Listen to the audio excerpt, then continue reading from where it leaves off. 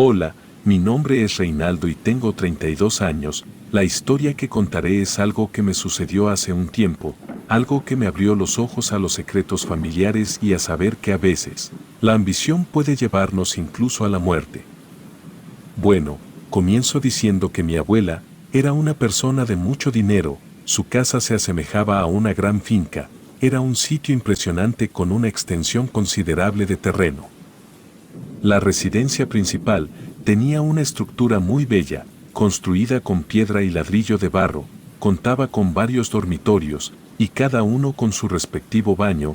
En un extremo se ubicaban las áreas de cocina, comedor y salas, en el otro se encontraban los dormitorios, siendo el de mi abuela el más espacioso y lujoso claramente. Desde su balcón se podía contemplar una fuente circular, ubicada justo en el corazón de toda la edificación. Dentro de la fuente se podía ver una estatua de una dama con un vestido largo. Esta figura señalaba con su dedo hacia el firmamento. Esa escultura siempre me infundió temor.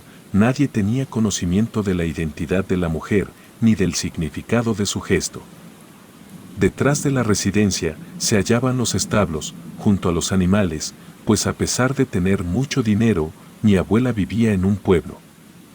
Visitábamos a mi abuela con frecuencia. A diferencia de sus hermanos, mi padre nunca le solicitaba dinero, ni mencionaba ese tema cuando la veía. Al contrario, aunque mi abuela tenía todo lo necesario, mi padre siempre le llevaba obsequios e incentivaba su participación en nuestras vidas. Por eso, desarrollamos un vínculo especial con ella, que mis tíos y primos nunca tuvieron, ya que ellos frecuentemente le solicitaban dinero o bromeaban sobre quién heredaría sus posesiones cuando falleciera, algo que sinceramente me parecía desagradable, pues se veía de lejos que lo único que les interesaba de mi abuela era su dinero. Y bueno, ella lo sabía, así que cuando enfermó, dejó en claro quién heredaría la finca, dado que mi abuelo había fallecido años atrás y dejó la propiedad a mi padre, junto con instrucciones precisas, y justamente poco después de hablar con mi padre, falleció. Siempre fue afectuosa con nosotros, pero también tenía un lado extraño. En algunas reuniones familiares, desaparecía sin que nadie supiera dónde iba o qué hacía. Durante festividades como Semana Santa, Día de Muertos o días previos a Navidad, era imposible encontrarla. Parecía que se la había tragado la tierra sin más. Incluso si te acercabas a su cuarto antes de dormir, se escuchaba que la abuela hablaba cosas que jamás entendí. En fin, cuando mi padre aceptó la herencia, los abogados de mi abuela nos ayudaron en la transición y nos mudamos a su casa. Una vez instalados, el abogado más confiable nos reunió en la sala y nos comunicó las instrucciones privadas que había compartido la abuela, quien dejó claro que la escultura de la fuente no debía ser desplazada ni movida de su lugar por ninguna razón. También dejó dicho que la ventana del balcón del dormitorio principal jamás debe permanecer abierta más allá de la medianoche, y por último, dijo que si encontrábamos un baúl, no debíamos abrirlo por nada del mundo, que lo dejáramos donde lo habíamos encontrado. Entonces, tras leer las instrucciones, el abogado se marchó y no volvimos a tener noticias de él. Las instrucciones resultaron peculiares, pero nunca cuestionamos por qué se nos prohibió hacer ciertas cosas. Además, sabíamos que la abuela siempre había tenido un lado raro, y seguramente sus razones tendría para dejar en claro lo que no quería que hiciéramos, así que como siempre respetamos su palabra sin problema. Y así pasaron los años y nos adaptamos a la vida en ese lugar. La finca era tan grande que no nos deshicimos de las pertenencias de mi abuela, las conservamos en su dormitorio, al que nunca entramos. Con el tiempo, mi hermano contrajo matrimonio y tuvo a su primer hijo.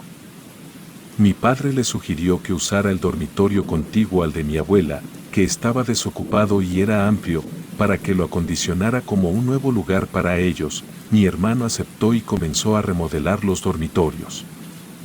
Cuando derribó una de las paredes del dormitorio vacío, descubrió un pasaje secreto entre ese cuarto y el de mi abuela. Era un pasillo estrecho y oscuro que conducía a unas escaleras descendentes hacia lo que parecía ser un sótano. En cuanto lo descubrió, nos llamó y descendimos con linternas para explorar el lugar. El sótano era un espacio sombrío e impregnado de polvo, estaba repleto de objetos antiguos y sucios que habían sido olvidados ahí. Aún así, había un interruptor que activaba una luz incandescente que apenas iluminaba el lugar. Con esa luz, pudimos distinguir algunas estanterías adosadas a la pared y en algunas de ellas encontramos cajas con prendas de vestir y adornos. En el centro, se encontraba una larga mesa de madera cubierta de polvo y telarañas. Esta mostraba numerosas marcas de cortes con cuchillos, daba la impresión de haber sido utilizada para trocear o cortar algo. Desconocíamos qué podría ser ese algo, pero nos inquietaba pensar en ello. Mientras mi hermano y mi padre investigaban, noté en una de las estanterías del fondo un pequeño baúl. Estaba fabricado con madera y metal que ya se había oxidado. Tenía inscripciones extrañas que se asemejaban a escritura griega o algo así. El baúl estaba cerrado con un candado y parecía que las juntas de metal habían sido soldadas. Como si lo que se encontrara dentro jamás debiera ser liberado. Intenté alzar el cofre y, al ser ligero, lo coloqué sobre la mesa. Mientras lo hacía, mi hermano encontró un álbum de imágenes que descansaba en la parte superior de la misma repisa. Dentro, había fotos de la abuela con individuos desconocidos para nosotros. En todas, ella lucía contenta, llevando consigo un relicario de apariencia plateada colgando de su cuello, y en cada foto, estaban sonrientes y disfrutando, excepto en las últimas. En estas últimas imágenes, ella llevaba un vestido blanco y los demás le lanzaban pequeñas monedas doradas. Ninguno de nosotros entendía el significado de lo que veíamos. Para mi hermano y para mí, era algo sorpresivo, pero el semblante de mi padre había cambiado drásticamente. Al sujetar el cofre, mi padre se quedó petrificado como si hubiera visto un espectro. Su rostro palideció y sus ojos reflejaron terror. Parecía como si algo en su memoria se hubiera despertado, algo que lo atormentaba. Manteniendo su expresión de horror, comenzó a narrarnos que cuando era niño, la abuela solía tener encuentros con otras personas en la sala. Durante estas reuniones, hacía que el abuelo se la llevara y volvían tras unas horas. En una de esas ocasiones, una mujer se sintió mal justo antes de que se fuera con el abuelo. La mujer empezó a gritar y a convulsionarse. No recordaba mucho de aquel momento, pero sí recordaba que después del colapso, la mujer fue llevada al hospital. Horas más tarde, observó que la abuela llegó con el cofre y se retiró a su habitación. Nunca supo qué sucedió con la mujer ni qué había dentro del cofre. Más tarde, colocaron la fuente con la estatua. Mientras mi padre nos relataba eso, noté que en la pared donde estaba el cofre había numerosos elementos religiosos y cuadros con las personas presentes en las fotografías del álbum, cruces, velas consumidas, rosarios y otros objetos sagrados. Todo nos generó una sensación incómoda y antes de que pudiéramos expresarlo, mi padre nos indicó que nos marcháramos. Cuando ya estábamos afuera, apagó la luz y subió, llevando consigo el cofre. Una vez fuera, nos advirtió que no debíamos tocar ni el cofre ni el álbum de fotografías nunca más, ya que eran pertenencias de la abuela y que sería mejor olvidar lo que habíamos visto. Guardó el cofre en su armario junto al álbum y decidimos dejar el pasaje del sótano tal como estaba. Por ende, mi hermano colocó una pared a la altura exacta para impedir que alguien volviera a entrar al sótano. Con el tiempo, durante una reunión familiar, compartimos lo encontrado. Para la mayoría fue una anécdota interesante. Sin embargo, para mi tío Ricardo fue algo más. Mostró un gran interés en lo descubierto y en donde habíamos dejado el cofre. Un tiempo después, se levantó de la mesa anunciando que iría al baño. Al pasar más de una hora y no verlo regresar, decidí buscarlo. Descubrí que la habitación de mis padres estaba abierta y ahí encontré a mi tío Ricardo. Los cajones estaban abiertos y muchas cosas estaban esparcidas. Estaba buscando el cofre, el cual sostenía en la mano y trataba de abrir con un cincel y un martillo que había tomado de la caja de herramientas. Comenzó a maldecir a mi abuela. Mientras intentaba abrir el cofre, se notaba sudoroso, indicando que había estado intentándolo por un tiempo. El cofre, aunque soldado por algunas partes, era muy antiguo y la madera cedió antes que la cerradura. Tras ello, agarró el fragmento roto del cofre y lo arrojó al suelo. Fue suficiente para poder observar lo que contenía el cofre. Nos quedamos atónitos al ver lo que había dentro. Eran pequeñas monedas de oro, muchas que llenaban casi por completo el cofre. Desconocíamos su origen o época, pero tenían grabados símbolos que no reconocíamos. Entre las monedas había un relicario a modo de collar que capturó nuestra atención. Era de plata con una cadena fina y un dije ovalado.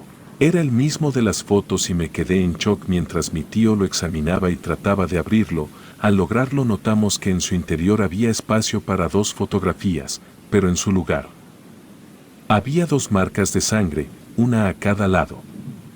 Parecía como si alguien hubiera dejado sus dedos ensangrentados en el metal, dejando una huella roja y seca. Al percatarse de eso, mi tío arrojó el relicario sobre la cama, argumentando que no tendría valor alguno por la sangre seca. Junto al relicario, había un rosario antiguo que infundía una sensación desagradable. Era de madera oscura con cuentas redondas y una cruz al final. Sin embargo, lo más peculiar era que tenía inscripciones en el mismo idioma que el cofre. Mi tío recogió las monedas, las guardó en su bolsa y abandonó la habitación, dejando caer el cofre y el rosario al suelo. Mientras recogía el cofre y lo ponía en la cama, escuché que empezaba a discutir con mi padre y reclamaba que él merecía más la casa, que por eso se quedaría con el oro de la abuela, y enfurecido se marchó. Mi padre me miró desconcertado y le informé que mi tío había abierto el cofre. Le conté lo que había dentro y dejamos el rosario junto con el relicario dentro del mismo. A pesar de que ya estaba roto en este punto, ya se habían ido los demás familiares y estábamos recogiendo las mesas cuando de pronto escuché gritar a mi madre.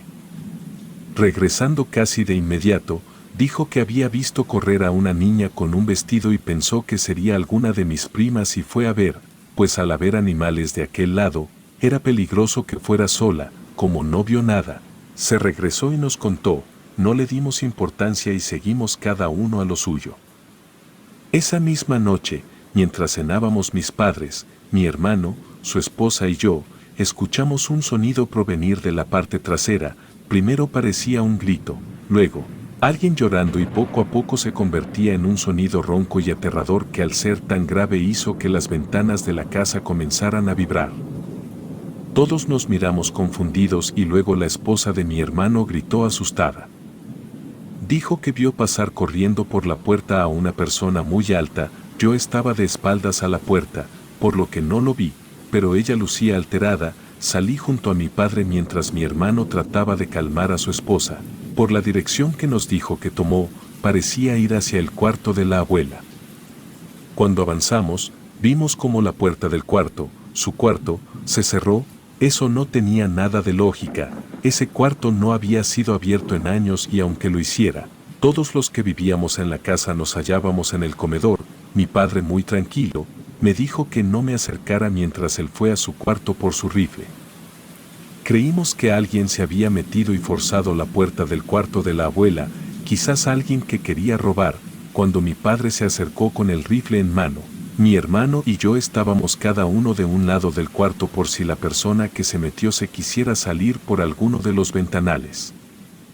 Desde donde estaba, vi cómo mi padre se acercó lentamente a la puerta y cuando la abrió apenas unos pocos centímetros, algo la empujó violentamente desde adentro. Mi padre dio un grito ahogado mientras escuchaba una risa provenir desde el cuarto de la abuela. Los tres nos quedamos paralizados y antes de siquiera pensar en qué pudo haber sido eso, la puerta se abrió completamente. Sin embargo, cuando nos asomamos, no había nada ni nadie. Revisamos por todas partes y no hallamos nada más que polvo y telarañas, pues como dije, nadie había entrado a ese cuarto por años. Eso fue muy extraño y regresamos al comedor y tratábamos de darle lógica a los sucesos que acababan de pasar, pues jamás habíamos tenido una situación similar desde que vivíamos en la casa, pero seguramente tenía que ver con que el tío Ricardo había abierto el baúl, pues la abuela había dejado claro que no podíamos hacer eso. En fin, tratamos de olvidar lo sucedido y nos fuimos a acostar. Cuando me dirigí a mi cuarto, tenía que ir por uno de los largos pasillos. Al haber ventanales por ahí, se podía ver hacia el centro de la casa donde estaba la fuente. No sé si fue por el miedo que tenía por lo ocurrido en la tarde o su gestión, pero cuando volteé hacia afuera, no vi la escultura en ella, era como si la hubieran quitado. Era de noche, así que las luces iluminaban todo afuera y vi claramente que no estaba. Giré rápidamente para dirigirme al cuarto de mis padres, cuando vi algo que me aterró. Era una silueta femenina al final del pasillo, cerca del cuarto de la abuela. Estaba ahí de pie, parecía observarme con una tétrica sonrisa. Sentí que el corazón se me salía del pecho mientras sudor frío me empapaba la frente, mi respiración se volvió agitada y mis manos no dejaban de temblar. No podía creer lo que veían mis ojos. De repente, las luces parpadearon por un momento, como si hubiera una sobrecarga de electricidad. Volteé hacia una de las lámparas y sentí una ligera brisa en la espalda. Era como si alguien muy grande hubiera respirado detrás de mí. Asustado, corrí al cuarto de mi hermano y le grité desde la puerta. Salió rápidamente y muy exaltado le conté lo que había pasado. Mientras lo hacía, miramos hacia el patio por el ventanal y ahí estaba la escultura en la fuente. Era como si jamás se hubiera movido de su lugar. Mi hermano me dijo que me calmara, que quizá estaba sugestionado por lo que nos había ocurrido en la tarde, por lo que me fui a mi cuarto extrañado y confundido. No obstante, no dejaba de pensar que el ambiente se sentía pesado, lúgubre, como si hubiera algo oscuro rondando por la casa. Se sentía mucho frío, a pesar de que estábamos en épocas de calor. Luego de eso me acosté e intenté conciliar el sueño. Estaba por quedarme dormido cuando escuché pasos corriendo por el techo de la casa. Se me hizo un nudo en la garganta y una ola de angustia me inundó. Algo inhumano y espantoso se desplazaba por el techo. Asustado, salí de mi cuarto y quería ver qué era eso que andaba caminando encima de nosotros. La sorpresa es que en el pasillo ya estaba mi padre sosteniendo su rifle. Claramente observaba fijamente el techo, intentando discernir qué se hallaba ahí. Pude notar su semblante lleno de inquietud al encontrarse conmigo. Colocó un dedo sobre sus labios y me indicó en silencio que me mantuviera quieto. Seguí su consejo mientras miraba hacia arriba, notando una espesa neblina que se formaba en el patio. En tiempos de frío, esto no habría sido inusual, pero no era el caso. Repentinamente, oímos un chirrido desde el fondo del pasillo. Provenía de la puerta de la habitación de mi abuela. Mi padre se volteó mientras yo permanecía de frente. Observamos como dos pequeñas infantes en vestidos blancos salían de la habitación, exactamente como la niña que mi madre había descrito más temprano. Un grito mudo amenazaba con escaparse, por lo que tapé mi boca con ambas manos. Me costaba creer lo que veía. Sus rostros pálidos y sus ojos sin vida. De repente, las vimos dirigirse hacia la fuente. Se arrodillaron y parecía que jugaban con el agua. Mi padre y yo observábamos, llenos de interrogantes. Sin embargo, en un instante, sentí una mano helada en mi hombro izquierdo. Giré mi cabeza y noté que mi padre hacía lo mismo. Había sentido lo mismo en su hombro derecho. Lo que presenciamos aún hoy me provoca pesadillas. Una mujer con largo cabello negro y muy deteriorado cubriéndole el rostro, llevaba un vestido blanco similar al de una novia, pero notoriamente sucio. Sorprendido, retrocedí y caí al suelo y en ese momento, sentí que mi corazón se paralizaba y cerré los ojos, esperando que todo desapareciera. Entonces de la mujer salió una voz aterradora y nos dijo que estábamos muertos. Tenía un tono amenazador que hizo que se me erizara la piel. Era una voz que no pertenecía a este mundo, sino que emergía desde las profundidades del infierno. Mi padre estaba parado a mi lado, pero no emitía sonido alguno. Estaba paralizado. Tuve que sacudirlo violentamente para que reaccionara. Mientras tanto, vi cómo la mujer que nos había hablado se dirigía hacia la fuente y al encontrarse con las niñas, se desvanecieron entre la niebla. No habían pasado ni 5 minutos cuando el teléfono de mi padre comenzó a sonar. Mi madre respondió y luego se lo pasó a mi padre. Vi cómo su expresión cambió y se volvió sombría. Cortó la llamada y nos informó que era la esposa del tío Ricardo, quien dijo que mi tío durante la noche empezó a comportarse extraño. Estaba muy paranoico, afirmaba que escuchaba y veía cosas. Terminó quitándose la vida por su cuenta. así que la llamada de su esposa fue para que la acompañáramos en todo el proceso relacionado con su fallecimiento.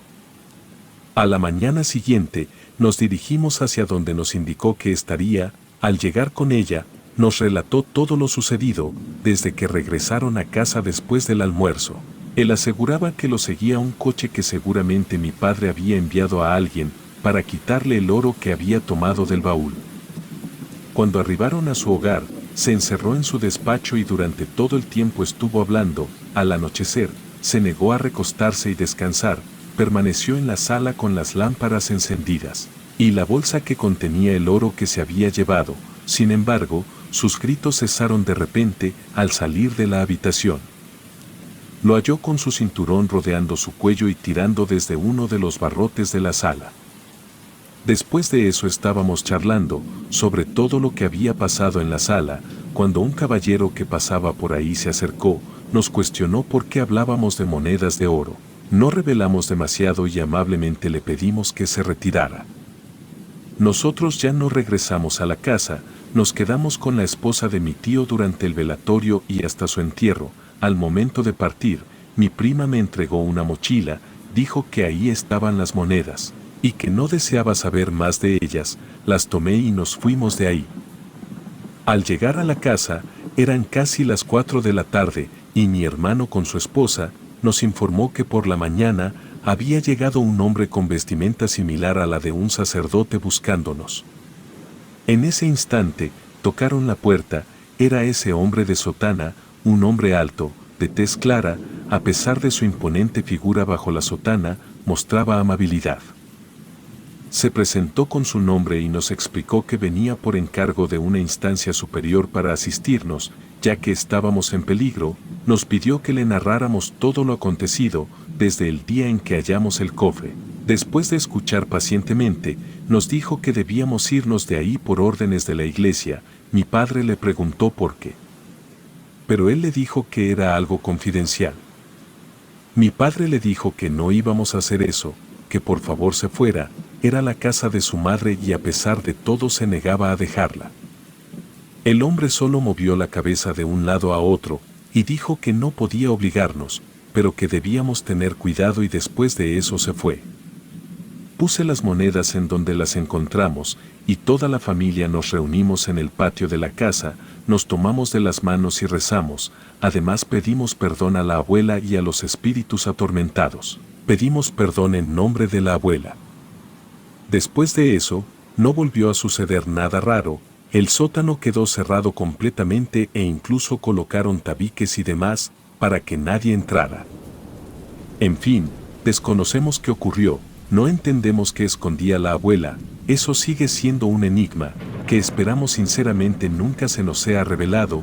Ya no queremos saber más sobre el baúl de mi abuela, ni de su antigua historia.